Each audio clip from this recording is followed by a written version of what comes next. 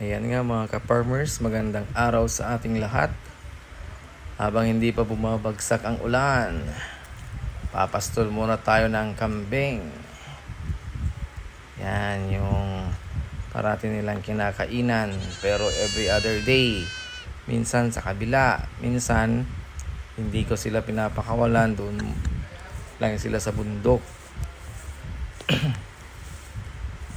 Yan si Sandro, ang ating F3 Bower na nabili natin kay Kagawad Carino ng Bantay, Ilocos Sur. Yan naman yung nag-iisa nating pure native, si Nati. Kaya natin binigyan ng pangalang Nati kasi pure native, kaya Nati. Yan yung mga iba, pero yung dalawang puti na anak naman ng isa nating inahin, parating humihiwalay, pumupunta doon sa may purple napier.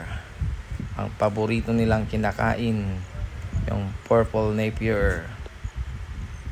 Yan. Medyo makulimlim na mga ka-farmers at feeling ko babagsak na yung ulan mamaya. Maambon-ambon na rin at malakas na rin ang kulog. Kumukulog-kulog na rin. Ayan nga mga ka-farmers, pinauwi na natin ang ating mga kambing after 1.5 hours of grazing. Ayan, nagsisitakbuhan na sila pauwi. Alam na nila yung sinyales or ang pagtawag sa kanila pag pinapauwi. Ayan.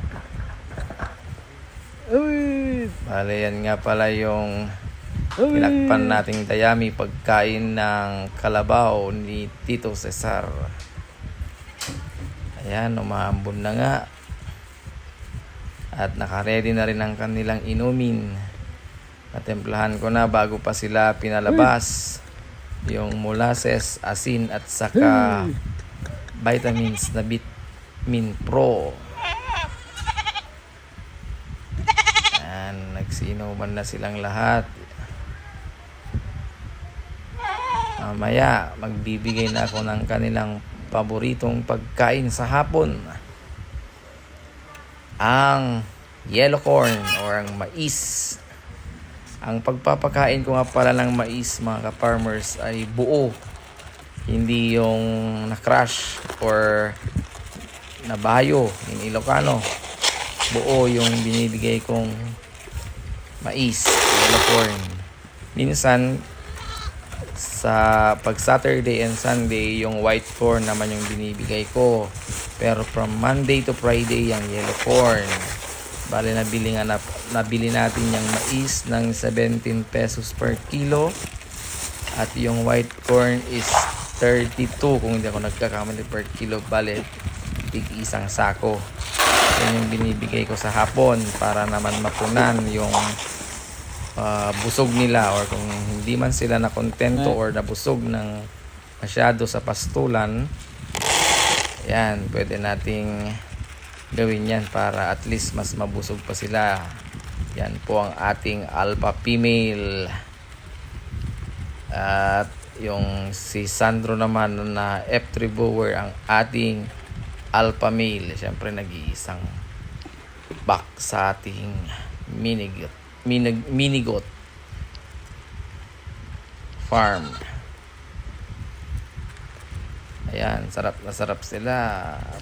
Pag narinig na nilang binuhos mo yung mais sa mga planggana, magsisitakbuhan yan kahit di mo tawagin. Alam na nila.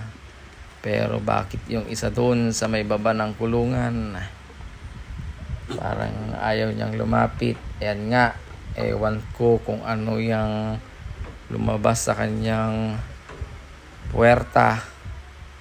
Nung una akala ko maglalandi kasi yan magpa 5 months old pa lang yan. Pero yung kapatid niya confirm buntis nga.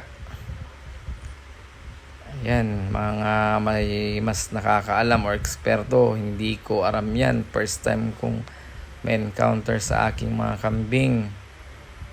Pa-comment naman dito kung nakunan ba yan or sign ng kanyang estros or paglalandi. Yan, obserbahan natin hanggang bukas. Kung nakunan, sana may dugo. Kaso wala akong nakitang dugo. Pero sana maging okay naman siya. At obserbahan natin hanggang bukas. Sana naman wag nakunan. Kaya obserbahan natin.